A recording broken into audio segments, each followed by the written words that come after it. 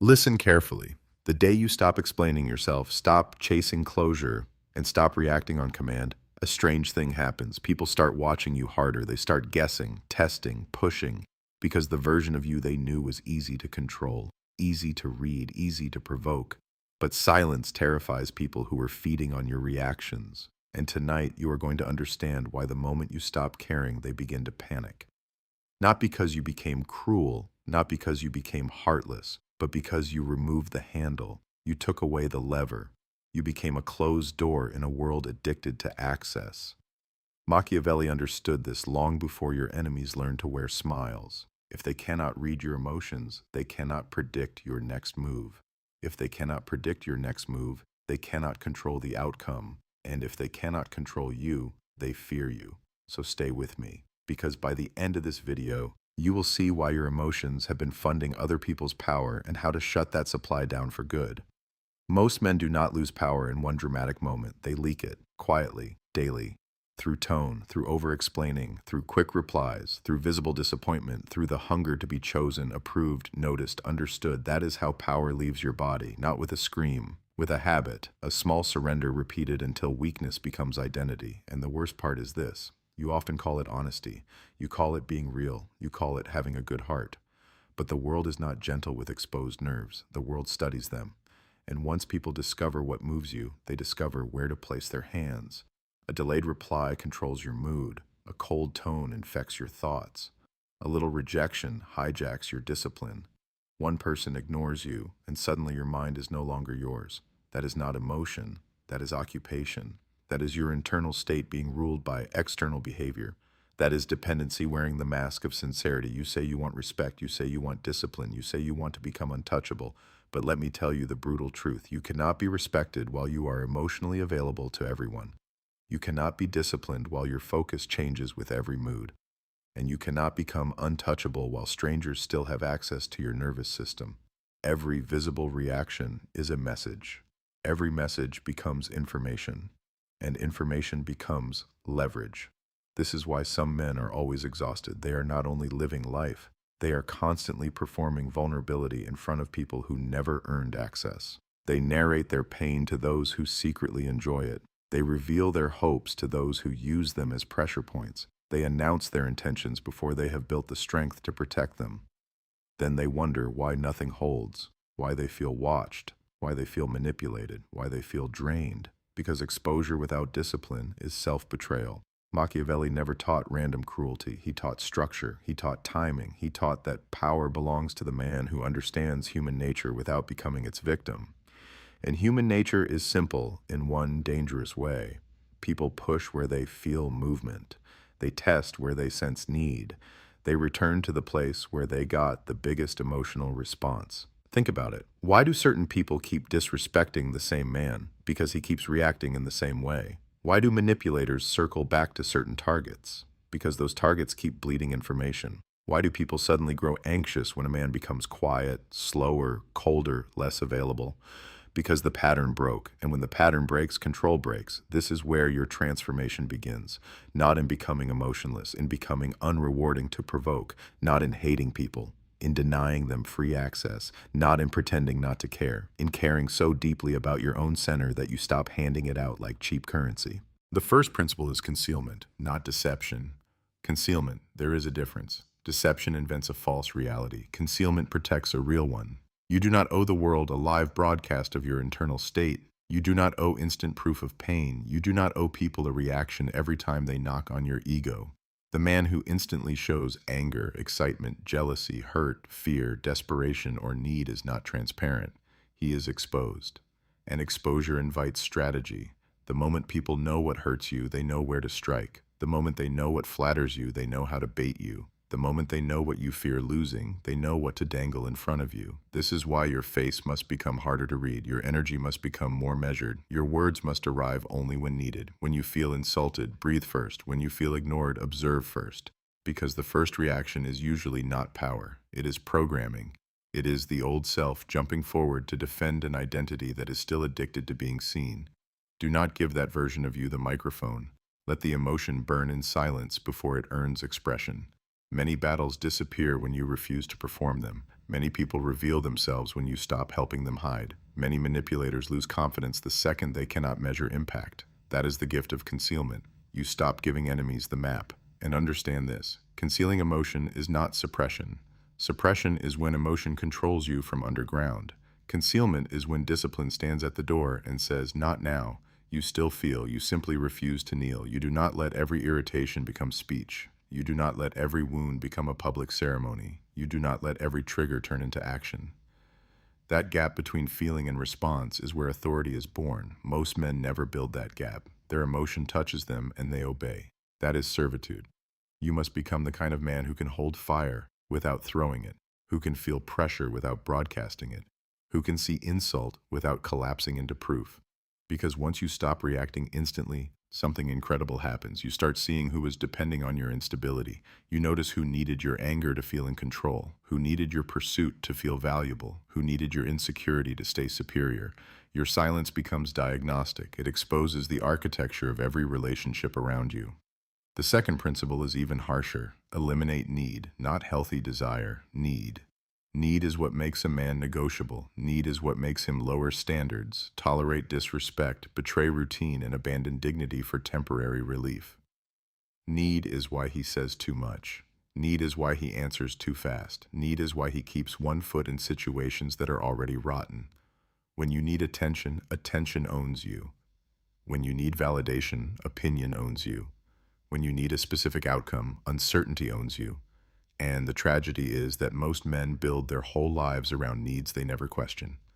They need to be liked, need to be wanted, need to be remembered, need to win every interaction, need to be right, need to be chosen by people who have not even chosen themselves. This is why they are restless. This is why they overthink. This is why one unanswered message can destroy a whole day. Their peace is rented out to outcomes. Their self-respect is tied to response. Their identity is hanging from the mouths of others. That is slavery with modern clothes. Power begins the moment you can say, "If this leaves, I remain. If this person walks away, I remain. If this opportunity disappears, I remain. If this room does not recognize me, I remain."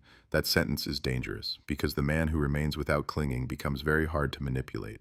He is no longer negotiating from hunger, he is negotiating from surplus. And surplus changes posture. It changes tone, it changes decisions. You stop asking, "How do I keep this?" and start asking, "Does this deserve access to me?" Do you understand how different that is? The needy man begs to belong. The sovereign man evaluates. The needy man chases certainty. The sovereign man builds capacity. The needy man fears loss. The sovereign man respects exits. And this is why people panic when you stop caring, because your lack of visible need removes their leverage. They can no longer control your emotions with scarcity. They can no longer pull you with distance. They can no longer buy your obedience with crumbs. You become heavier, harder to move, harder to bait, harder to keep in orbit. To eliminate need, you must practice voluntary discomfort, delay gratification, train without applause, work without being noticed. Walk away from low-quality attention. Stop announcing every intention. Stop expecting every effort to be understood. Build a private relationship with discipline so strong that you no longer starve for witnesses. Because when nobody needs to clap for you, nobody can blackmail you with silence. The third principle is silence, real silence. Not passive aggression, not childish withdrawal, strategic silence. Most people speak to relieve pressure. Powerful men use silence to create it. When you answer every accusation, you validate the accuser. When you rush to clarify every misunderstanding, you reward confusion. When you explain yourself to people committed to misreading you, you turn your dignity into a negotiation table. Silence ends that cycle. Silence says, "I will not chase your interpretation." Silence says, "I will not rescue you from the consequences of your assumptions." Silence says, "If you want access to me, bring clarity, not chaos." This terrifies people who are used to controlling others through emotional urgency, because urgency only works when you participate. If someone sends a provoking message and you do not jump, the energy hangs in the air. If someone disrespects you expecting a scene and gets nothing, they are left alone with their own move. If someone withdraws to make you chase and you remain still, the tactic collapses. Silence forces revelation. People start talking more, explaining more, projecting more, and in that overflow they expose motive. They show you whether they wanted connection or control. This is why silence is not emptiness. It is a mirror. It is a test. It is a weapon that requires no shouting. The fourth principle is controlled unpredictability. People cannot dominate what they cannot map. Read that again. People cannot dominate what they cannot map. Most men are predictable because they are emotionally repetitive. The same insult gets the same anger. The same distance gets the same chase. The same praise gets the same opening. The same rejection gets the same collapse. Once people learn your pattern, they stop relating to you as a sovereign being. They start operating you like a machine. Press here for insecurity, pull here for pursuit, delay here for obsession, compliment here for compliance. This is why predictability is dangerous when it comes from emotional weakness. It turns your personality into a user manual for other people. You must break that manual, not by becoming erratic, by becoming less emotionally programmable. Sometimes the right move is no move. Sometimes the right reply is delay. Sometimes the right answer is shorter than expected. Sometimes the right response to disrespect is distance, not debate. Sometimes the right way to leave is without announcement. Once your behavior is no longer anchored to provocation, you become difficult to engineer. That changes the whole field. People start second-guessing themselves around you. Their confidence weakens. Their manipulative instincts lose rhythm, because rhythm requires pattern, and you stopped dancing to their beat. Controlled unpredictability does not mean being fake. It means being principle-driven instead of stimulus-driven. You do not respond because something happened. You respond because you chose the best move. That is a completely different operating system. One is reflex, the other is rule. One is emotional weather, the other is internal government, and men with internal government are dangerous in the best way. They cannot be rushed into character breaks. They cannot be bribed by temporary emotion. They cannot be cornered by expectation. If you want to build this, stop letting your moods write your behavior. Create standards in advance. Decide how you respond to disrespect. Decide how you respond to bait. Decide how long you wait before important replies. Decide what earns access. Decide what ends access. Decide what you will no longer explain. Once standards exist, you no longer improvise under pressure. And the man who does not improvise under pressure is the man others struggle to control. He feels almost mechanical, almost cold, almost untouchable. But what they are really seeing is not the absence of humanity. They are seeing the presence of structure. And structure always defeats chaos in the long run. The fifth principle is withdrawal of attention. Attention is currency. Most men spend it like fools. They give it to people who have not earned loyalty, to distractions that weaken purpose, to digital noise that steals edge, to fantasies that make real action feel boring. Then they wonder why they feel powerless, because where attention goes, power follows. If your attention is constantly trapped by someone else's behavior, then their behavior is setting the direction of your life. That is not a small problem. That is the central problem. You cannot build strength while living in reaction mode. You cannot sharpen identity while monitoring every signal from the outside world. And you cannot command respect while broadcasting constant availability. The man who is always there becomes background. The man who is always responding becomes expected. The man who is always watching becomes dependent. Scarcity creates weight. This is true in markets. This is true in war. This is true in human psychology. When your attention is rare, it becomes valuable. When your presence is disciplined, it creates gravity. When you are not constantly available, people feel the difference, not because you are playing games, because you stopped living on their schedule. Withdrawing attention is one of the fastest ways to recover self-respect. Stop checking who is not checked for you. Stop orbiting people who like being pursued. Stop feeding every thread that leads nowhere. Stop rewarding inconsistency with extra effort. Stop giving mental energy to what has already shown you its nature. Attention is not free. Every minute you spend obsessing is a minute stolen from your body, your work, your mission, your recovery, your future. This is why disciplined men often appear colder over time. They are not colder. They are concentrated. They no longer spill themselves everywhere. Their mind has a gate, their focus has standards, their energy has rank, and when they pull attention back from chaos, chaos panics. Why? Because many people are not addicted to you. They are addicted to access. They are addicted to knowing they can disturb your peace whenever they choose. The moment that access disappears, they feel the loss of control. That is why some people suddenly become curious when you detach, why they reappear when you go quiet, why they test you when you stop feeding the loop. Do not be flattered. Read the pattern. Your absence did not create their love. It exposed their dependency on your availability. Keep your attention where it multiplies your life, not where it drains it. The sixth principle is delay. Delay is a master skill because it interrupts emotional obedience. Most weak decisions are made too quickly. An instant reply, an instant confession, an instant defense. An instant outburst, an instant yes, an instant apology, an instant attempt to fix what was never your responsibility. Speed feels powerful in the moment because it creates relief. But relief is not always power. Sometimes relief is surrender disguised as action. Delay restores command. It gives you room to separate stimulus from strategy. It gives emotion time to cool. It gives truth time to surface. It gives impulse time to die before it ruins your position. When you delay, you reclaim the timeline. And the man who controls timing controls far more than people realize. He controls tone. He controls interpretation. He controls escalation. He controls access. Even in conversation, timing shifts hierarchy. The man who rushes to answer feels eager. The man who can pause feels anchored. The man who needs immediate resolution feels dependent. The man who can wait feels stronger. This is why patience is not passive. It is rank. It is the refusal to be dragged by urgency that did not come from your own values. Practice delay everywhere. Before sending the risky message, before responding to disrespect, before accepting the invitation, before making the purchase, before posting the achievement, before confessing the wound, before promising your time. Delay is not laziness, it is filtration. It protects you from becoming predictable under pressure. Some of your biggest regrets were probably not evil decisions. They were fast decisions. Words spoken too early, trust given too early, emotion revealed too early, reaction granted too early. The old you wanted immediate closure because uncertainty felt unbearable. But mature power can live inside uncertainty without begging it to end. It can wait. Watch, measure, then move. That is why delayed men are so hard to shake. You cannot easily trap someone who refuses instant participation. You cannot easily provoke someone who does not volunteer timing. And you cannot easily manipulate someone who has learned that urgency is often a tactic, not a truth.